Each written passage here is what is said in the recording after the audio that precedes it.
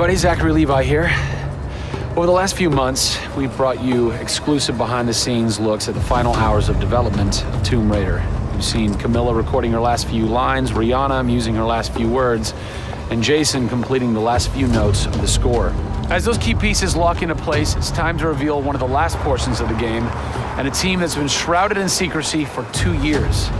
We're here in the beautiful and freezing Montreal, Canada, to bring you the final hours of Tomb Raider multiplayer edition. These are the final hours of Tomb Raider. Welcome to yet another world-class studio in the Square-Enix portfolio, Eidos-Montréal, home of the multi-award-winning game Deus Ex. Locked away in one of the far corners of the studio is a team of experienced, passionate professionals who have been specially brought together to create the first ever multiplayer component to the Tomb Raider universe. Let's meet the team behind the vision, direction, and decisions, and hopefully get a chance to play a few rounds. Here we are at Eidos-Montréal. Before we get into why we're here, Carl, you now have an amazing stash, my friend. What is the impetus behind this? As a studio, we've been participating in Movember. A good friend of mine, JJ Owens, works for Movember in LA. We set up the gaming challenge and we brought studios from all around the world together. I think so far we've raised somewhere in the region of $140,000, $150,000. Well done. Been a big success, although my wife doesn't necessarily always approve. She hates it? Oh, my wife wakes up in the morning. She says that she hates it. She secretly loves it. What were some of the factors that led to a multiplayer facet to this new Tomb Raider? When we started developing sort of our vision for reimagining Tomb Raider, on paper, it was all about single player. And as we started to build that world out, we had the island, we had the Solari and the Scavengers. We started to realize that we had this canvas. Great warring factions, great landscapes. Yeah, we had all these really awesome places where it was all about traversal and single player. When we started looking at that, we thought, wow, well, what about multiplayer? Part of the genesis of that was Lara Croft and the Guardian of Light that kind of cracked open a door to lead you guys into the multiplayer into here at Eidos-Montréal. Guardian of Light was a downloadable, a smaller scale project, and that allowed us to sort of take the risks that we wouldn't necessarily take on a full-blown project. Guardian of Light was our Pixar short.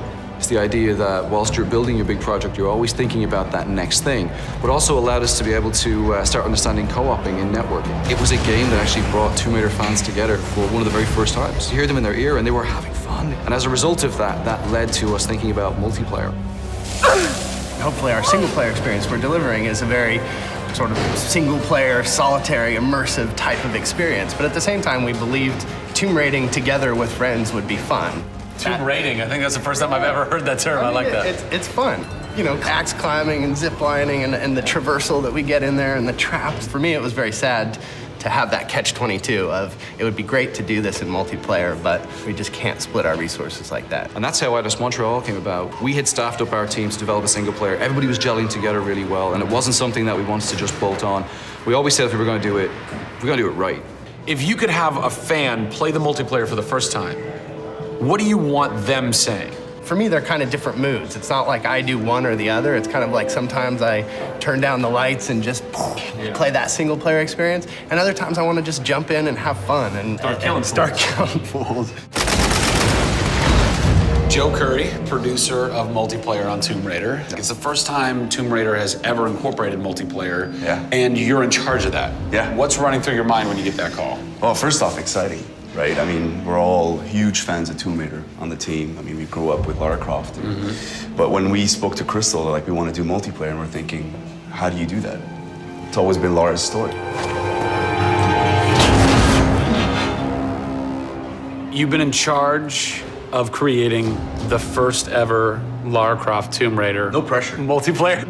No pressure, Zach. Thank you. What are some of the main pillars that you brought over from the single player to the multiplayer to make those two worlds cohesive? The element that really stuck out was survival. The group surviving together. Right. But then traversal, the ability to go up and down and kind of everywhere in a level. The weapons, you know, the characters. What did you guys have to tweak in order to create an engaging multiplayer experience that wouldn't necessarily work with the pieces that were in play with the single player experience? One example is the bow. Especially in the reboot, it's so iconic that we had to make it work for multiplayer. You have a certain forgiveness when you play single player. Multiplayer, players expect snappiness. I shoot you, I expect you to go down, or you can just do what I do, which is take out the biggest gun and just run for them and shoot them out. The environment itself can be a threat. The Solari, the guys that are on the island have had a chance to prepare traps. We've got things like an ammo box that looks like an ammo box, but it's really an explosive device. I need ammo, and it looks just like the regular ammo box, and then you're gonzo. We have a lightning rod. You'll get a lightning strike on the rod, and then you'll eliminate your enemy. First and foremost, we want to be humble. We want players to just have a really memorable experience. I had fun doing this. Do you remember when we set that trap? Moments that the players will come back to and talk about experiences that they've had for themselves, not necessarily the game offering them experiences. Absolutely. So, Joe, behind us we have the QA team, or the quality assurance team. They're a part of the development team. They can tell us what we need to fix and what's working and what's not. When do I get to game test? When do I get to get my hands on the game? Soon. We got a surprise for you first, Zach. So, when I was approached to host the final hours of Tomb Raider, essentially the biggest tell that I had was, I want to be in the game. I want to have a cameo, I want to have something. So guess what? Boom! Boom! Boom! I'm a playable character in the multiplayer Tomb Raider. How sick is that, Joe? You and your team are awesome. I can play with myself, virtually. Are we ready? Oh, that burns! You suck! Get those transmitters running. Radio transmitter activated! We're getting off this damn island? We send this thing. Beautiful. I would like to try and kick your butt as me in this map right now. Should we try it? All right. Bring it. Let's do it. It's happening right now. Oh, nice! Was that one of my traps? That was one of your traps. Yeah! These movie traps are really fun. I mean, they're really, really fun.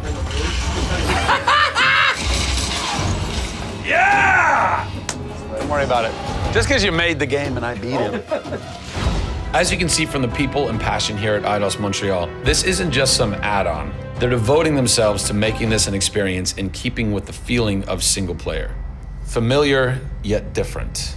Coming up in the final 2 episodes of our series, we go back to the home of Lara Croft. They're taking Tomb Raider to the finish line, and we'll be there for it.